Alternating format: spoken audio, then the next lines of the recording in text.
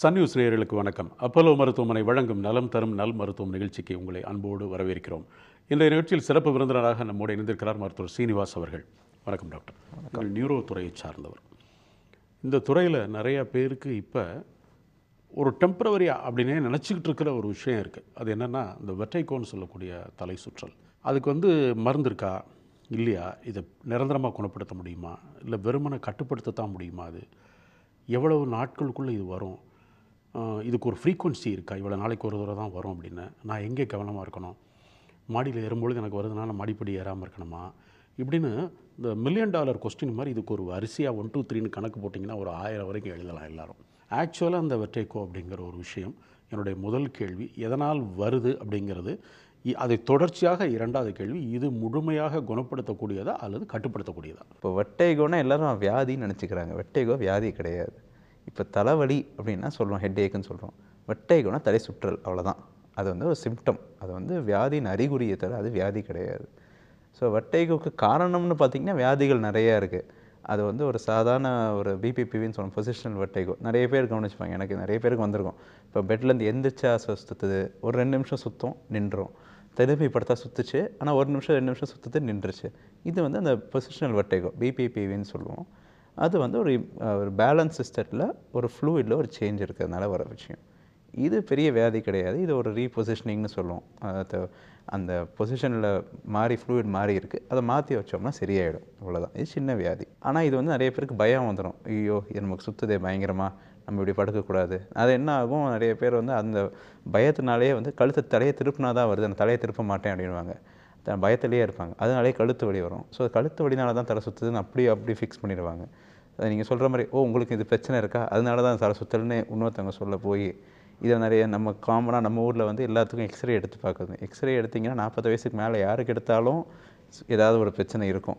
So இதனால தான் இருக்குன்னு அப்படியே அந்த மித்து அப்படியே ஃபார்ம் ஆகி என்ன ஆகும், 10 வருஷத்துக்கு அவங்க மாத்திரை போட்டுட்ருப்பாங்க. நம்ம ஊரில் அந்த சில மருந்துகள் இருக்குது இந்த வெர்டைகோக்குன்னு.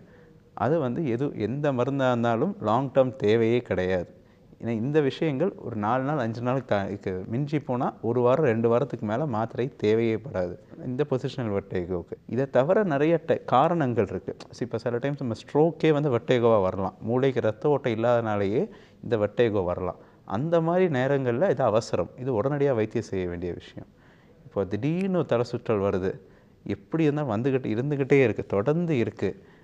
கண் பார்வை சரியில்லை, மயக்கம் இருக்குது, நெடுநிலையாக நிற்க முடியல, உட்கார முடியல அப்படின்னா அது எமர்ஜென்சி. அப்போ அது உடனடியாக ஹாஸ்பிட்டல் போய், ஏன்னா ஸ்ட்ரோக்காங்கிறத முதல்ல ரூல் அவுட் பண்ணணும். மூளைக்கு போகிற நரம்பு இருக்குது, அதாவது அந்த பேலன்ஸு, காது கேட்குறது எல்லாம் ஒரே நரம்பில் தான் போகும். அந்த நரம்பில் வீக்கம், இன்ஃப்ளமேஷன்னு சொல்லுவோம், வெஸ்டிபுலர் நியூரைட்டிஸ்ன்னு. அது இருந்தாலும் அதையும் உடனடியாக வைத்தியம் பண்ணணும். ஸோ அதுக்கு இன்ஜெக்ஷன் பெட்டில் சேர்த்து இன்ஜெக்ஷன் போட்டு உடனடியாக வைத்தியம் பண்ணணும். இது 2 எமர்ஜென்சிஸ். இப்போ என்ன ஆகுதுன்னா, அந்த வெர்டைகோங்க எல்லாத்தையுமே ஒரே இதை வெர்டைகோ அப்படின்னு நம்ம போட்டுடுறோம். இதை தவிர நிறைய இப்போ என்ன ஆகிடுது, இந்த பயம் இருக்குது. இப்போ நமக்கு தலை சுத்தம் வந்துடுச்சு, எனக்கு சரியாகாது, மாத்திரை போட்டாலும் சரியாகலை. ஏன்னா என்ன ஆகணும், சம்டைம்ஸ் சிவியராக அந்த பொசிஷன் வெர்டைகோ வந்துச்சுன்னா மாத்திரையெல்லாம் பத்தாது, அந்த ரீபொசிஷனிங்னு அந்த ட்ரீட்மெண்ட் பண்ணாலே நிற்காது. ஸோ அதை ஒழுங்காக பார்த்து பண்ணணும். நம்ம அதை மாத்திரையை மட்டுமே போட்டுட்ருக்கோம், எனக்கு வரும்போது நான் மாத்திரையை போட்டுக்கிறேன் அப்போ சரியாயிடுது அப்படின்னா தலைவலி நான் மாத்திரை போடுறேன் சரியாகுது, அவ்வளோதான். அதுக்காக வியாதி சரியாகுதுன்னு அர்த்தம் கிடையாது. ஸோ அதை கண்ட்ரோல் ஆகிற வரைக்கும் அது என்னங்கிற வியாதியை முதல்ல கண்டுபிடிச்சி அதுக்கு ஏற்ற வைத்தியம் தான் பண்ணணும். இது என்ன ஆகும்னா, இந்த பயம் இருந்துக்கிட்டே இருக்க போக லாங் டேர்மில் க்ரானிக் டிசீனஸ், அது ஒரு தனியாக பிபிபிடின்னு சொல்லுவோம். ஆமாம், அது நம்ம ஃபங்க்ஷனல் டிசீனஸ்ன்னு சொல்லுவோம், பெர்செப்சுவல் டிசீனஸ் சொல்லுவோம். அதாவது வியாதி சுத்தல்ங்கிறது இருக்காது, அது குறைஞ்சிருக்கும். ஆனால் அந்த பயத்தினால என்ன ஆகும், அவங்களோட பாடியோட பேலன்ஸ் நார்மலுக்கு வரவே வராது. ஏதோ பிரச்சனை இருக்குது, மூளை இல்லை சரியில்லை, எனக்கு நடுநிலை சரியில்லை, நார்மலாக நடக்கும் போதே பயம் இருக்கும், உழ மாட்டாங்க ஆனால் உளுந்துருவோமான்னு பயம் இருந்துக்கிட்டே இருக்கும். இது கொஞ்சம் வயதானவர்களில் இன்னும் மோசமாக இருக்க வாய்ப்பு இருக்குது. ஆனால் என்ன பிரச்சனை, இது எல்லாத்தையும் ஒரே வெர்டைகோன்னு போட்டு அதுக்கு மருந்து கொடுக்கறதுலே தான் நடந்துகிட்டு இருக்கிறதுனால என்ன ஆகுதுன்னா, நிறைய பேர் தொடர்ந்து மருந்துகள் சாப்பிட்றதும் அதனால் வர சைடு எஃபெக்ட்ஸோட விளைவுகள் வரதும் ரொம்ப காமன் ஆகி போயிடுச்சு. ஸோ உங்கள் கேள்விக்கு இது தீர்வு இருக்கான்னா, அது அந்த வியாதி என்ன அப்படின்னு கண்டுபிடிச்சோன்னா டெஃபினட்டாக தீர்வு உண்டு. வைத்தியத்தை ஒழுங்காக பண்ணால் டெஃபினட்டாக வெர்டைகோ சரியான விஷயம். 2 வாரத்துக்கு மேலே தொடர்ந்து மாத்திரை தேவைப்படவே படாது. ரொம்ப ரேராக தான் லாங் டேர்மாக அதுக்கு மாத்திரை போட வேண்டியிருக்கும். வெர்டைகோ அப்படிங்கிறது முதல்ல ஒருத்தருக்கு வருது. இது வரைக்கும் வந்ததே இல்லை, இதுதான் ஃபர்ஸ்ட் டைம் வருது. அவர் வந்து உடனே பதட்டப்பட்டு எனக்கு இப்படி வந்திருக்கு அப்படின்னு டாக்டர்கிட்ட போகணுமா, அல்லது இது வரைக்கும் எனக்கு இப்படி வந்தது இல்லையே, சரி ஒரு 2 நாள் பார்ப்போம், படுத்துருப்போம் பேசாமல், அப்புறம் இன்னொரு தடவை இந்த மாதிரி வந்துச்சுன்னா போவோம் அப்படின்னு எடுத்துக்கிட்டு 2வது முறை வந்தால், இல்லை எனக்கு சமீபத்தில் வந்துச்சுங்க 2வது தடவையும் வருது அப்படின்னு டாக்டர்கிட்ட போகிறது சரியா? என்ன கேட்டிங்கன்னா முதல் தடவை வந்தோடனே போயிடுறது ரொம்ப ரொம்ப முக்கியம். நான் சொன்ன மாதிரி முக்கியமாக ஸ்ட்ரோக். ஸோ அந்த ஸ்ட்ரோக்கை ரூல் அவுட் பண்ணுறது ரொம்ப முக்கியம். நம்ம ஸ்ட்ரோக்கை பற்றி நிறைய பேர் பேசியிருக்கோம். 4.5 மணி நேரத்தில் பாருங்கள், எவ்வளோ சீக்கிரம் பண்ணுறோமோ, அதாவது டைம் இஸ் பிரெயின் அப்படின்னு சொல்லுவோம். நேரம் ஆக ஆக மூளையில் பாதிப்பு அதிகமாகும், சீக்கிரமாக பார்த்து சீக்கிரம் வைத்தியம் பண்ணுங்கன்னு சொல்லுவோம். இப்போ ஸ்ட்ரோக்லேயே நம்ம மினி ஸ்ட்ரோக்னு ஒன்று சொல்லுவோம். அதாவது நம்ம என்ன நினச்சிக்கோம், ஸ்ட்ரோக்னா பிரச்சனை வரும், இருந்துக்கிட்டே இருக்கும், வைத்தியம் பண்ணாலும் சரியாகாது அப்படிங்கிறதுக்கு.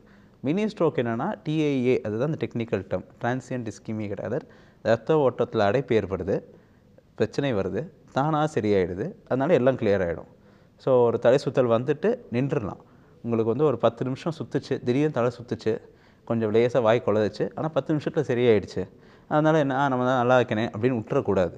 திடீர்னு அது முதல் தடவையாக வருது அப்படின்னா டாக்டர்கிட்ட போய், ஏன்னா இது மினி ஸ்ட்ரோக்குன்னா எப்படின்னா அது வார்னிங் சைன் மாதிரி. முதல்ல வந்து உங்களுக்கு சிக்னல் கொடுக்குது, ஏதோ பிரச்சனை இருக்குது, சீக்கிரமே பார்த்து வைத்தியம் பண்ணிக்கோங்க, பெரிய ஸ்ட்ரோக் வரதுக்கு முன்னாடி வைத்தியம் பண்ணிடுறது பெட்டர். ஏன்னா எப்பயுமே வந்து prevention is better then cure தான். நம்ம வரும் முன் காப்போம்னு தான் நம்ம எப்பயுமே கடைப்பிடிக்கணும். இந்த மாதிரி வார்னிங் சைன் வருது அப்படின்னா முதலே அதை பிக்கப் பண்ணுறது ரொம்ப முக்கியம். அதனால் இந்த வெர்டைகோ ஒரு மினி ஸ்ட்ரோக்கோட அறிகுறியாக இருக்கலாம். அது வந்துட்டு போயிடுச்சே பரவாயில்ல, 2வது வந்தால் பார்த்துக்கலாங்கிற இதுவே வேண்டாம்.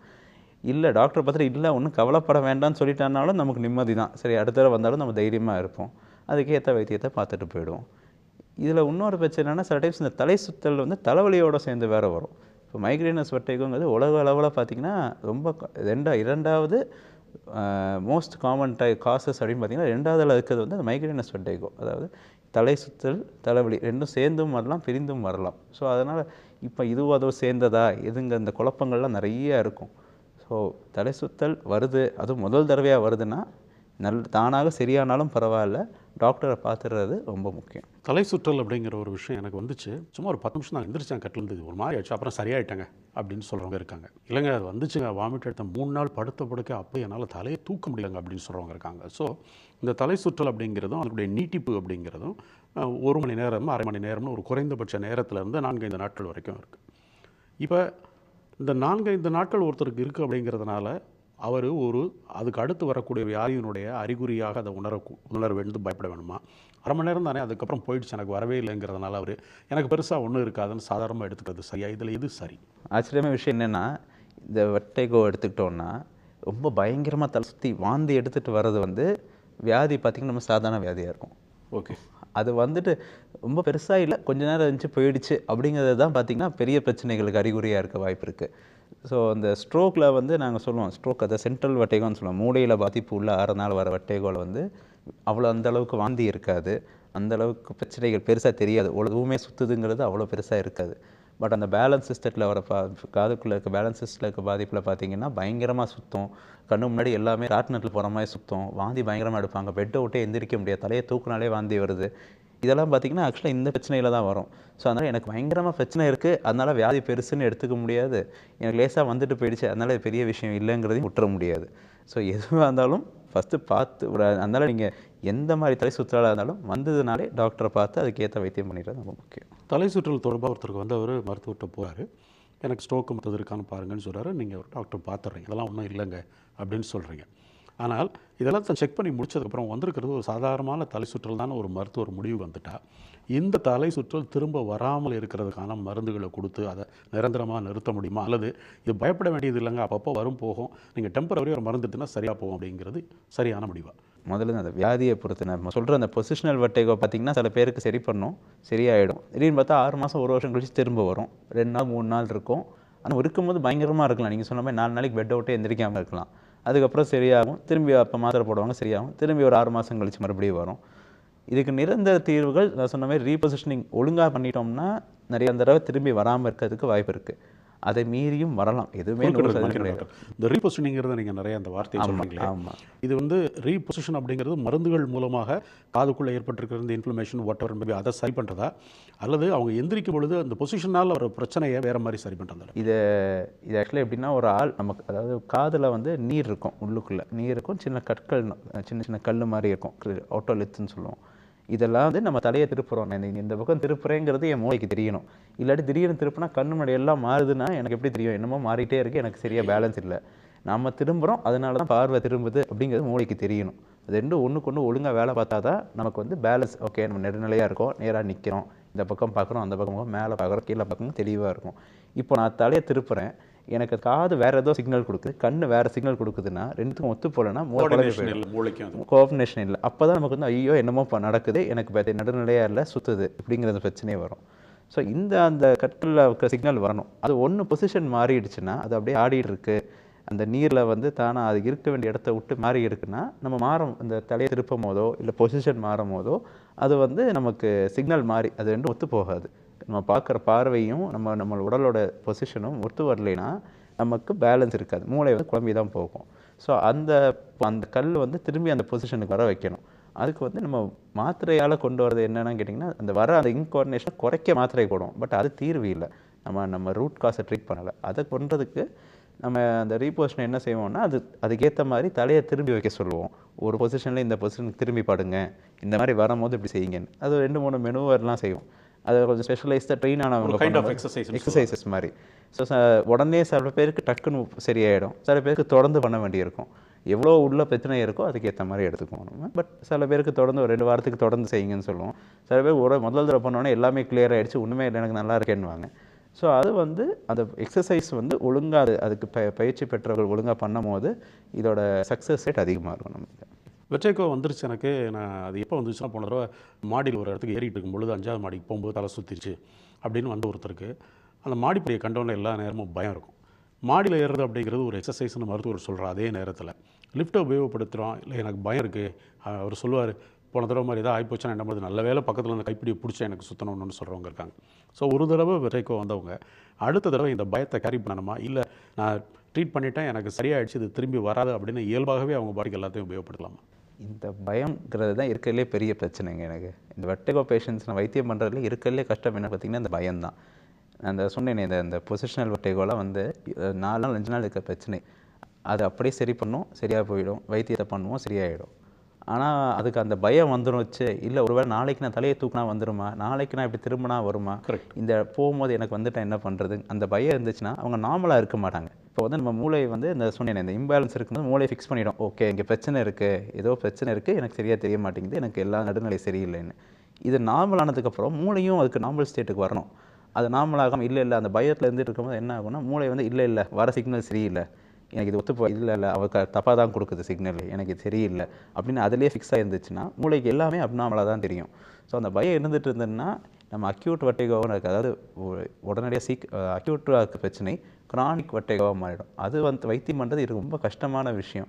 அது தொடர்ந்து எக்ஸசைசஸ், நமக்கு பிரச்சனை இல்லைங்கிறத முதல்ல உணர வைக்கணும், பிரெயினுக்கு ரீட்ரெயின் பண்ணணும்.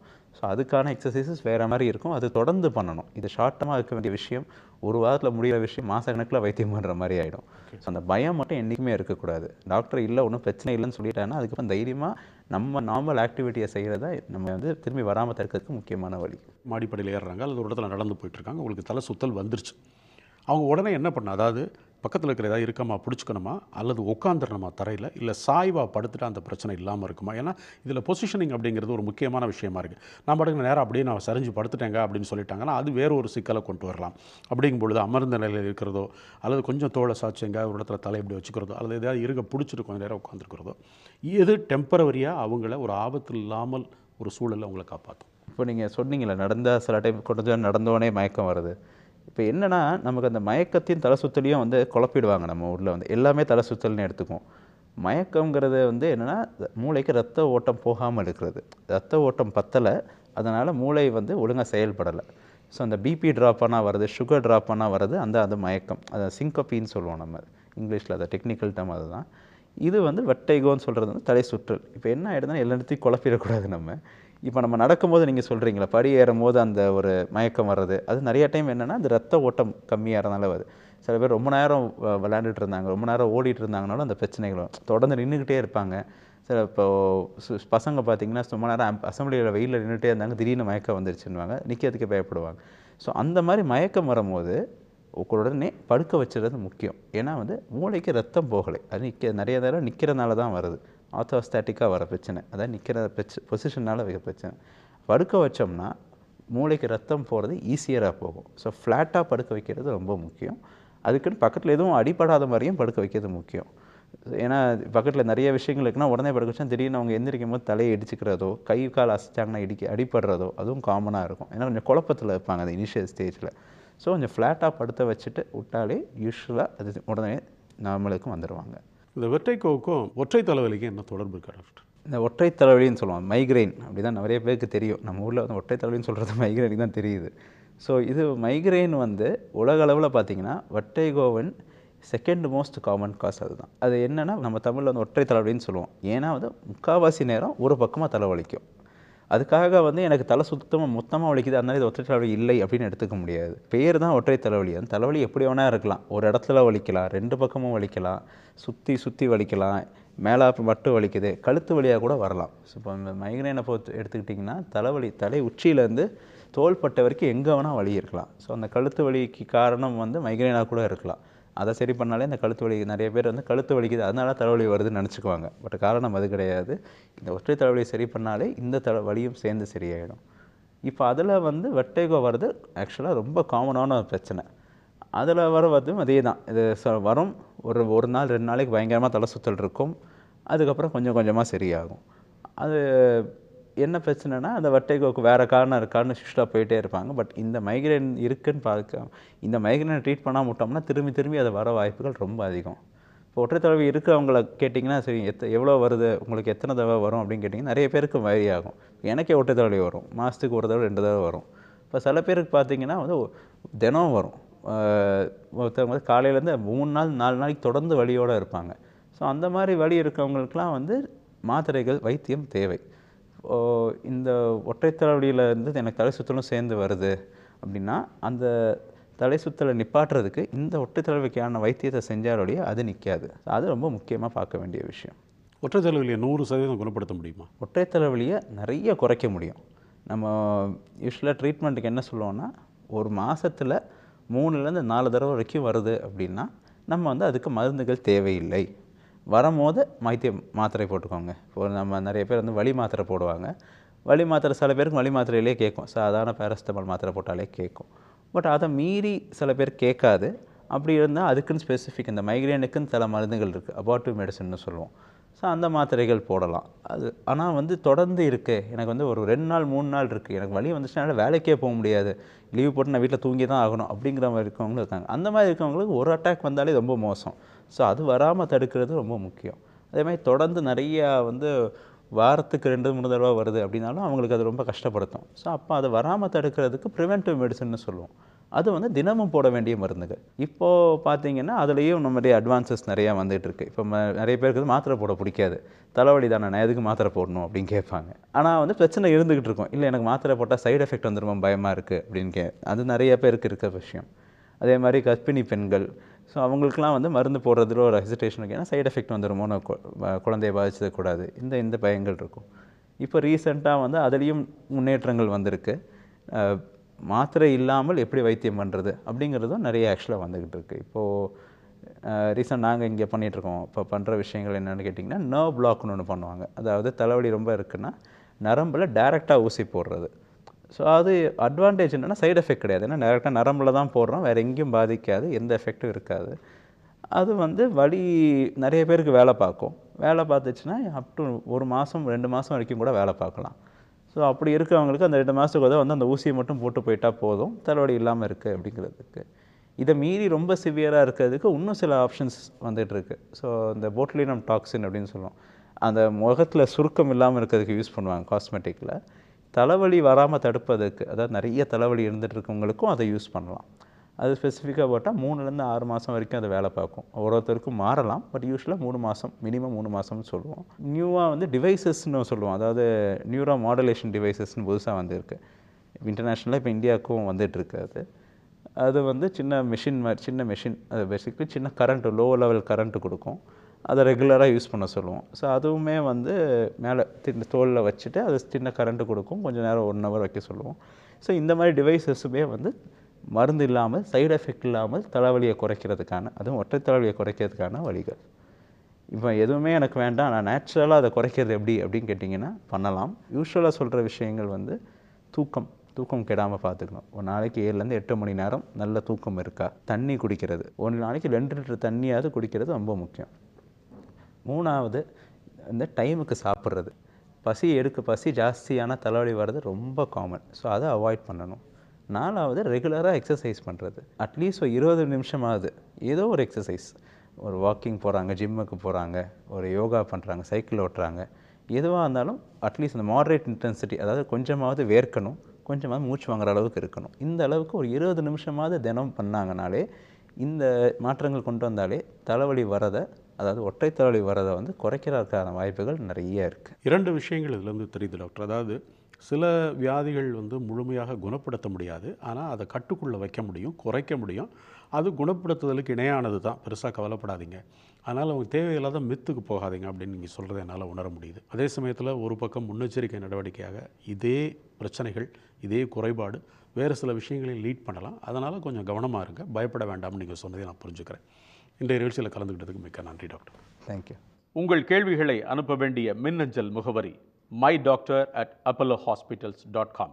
தொலைபேசி எண் 0440401066. மீண்டும் மற்றொரு நிகழ்ச்சியில் இணைவோம். நன்றி, வணக்கம். உடனுக்குடன் செய்திகளை தெரிந்து கொள்ள சன் நியூஸ் பெல் ஐகானை கிளிக் பண்ணுங்க.